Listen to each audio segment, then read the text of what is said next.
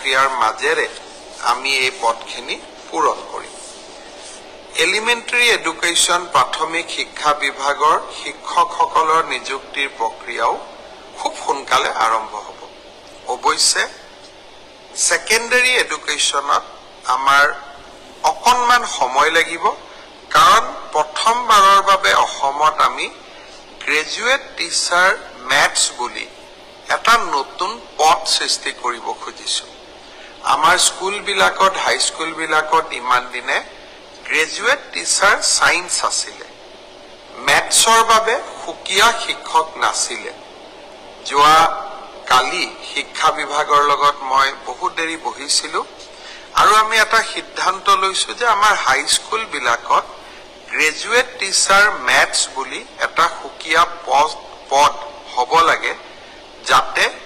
গণিতৰ ওপৰত আমি একোজন শিক্ষক নিযুক্তি দিব পাৰো গণিতৰ শিক্ষক নোহোৱা বাবে আমাৰ স্কুলসমূহত শিক্ষা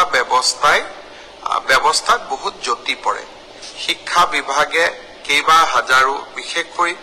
প্ৰথম অৱস্থাত প্ৰায় 2000 গণিত শিক্ষকৰ পদ সৃষ্টি কৰিব লাগিব সেয়ে মাধ্যমিক শিক্ষকৰ নিযুক্তি প্ৰক্ৰিয়াটো এমাহ বা দুমাহ পিছত আমি আৰম্ভ কৰিম সেই হলেও মোৰ লক্ষ্য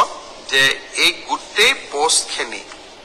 গ্ৰেড 3 7600 গ্ৰেড 4 5000 পুলিচত 6434 এলিমেণ্টাৰী এডুকেশ্যনত 5550 গৰাকী শিক্ষক সেকেন্ডাৰী এডুকেশ্যন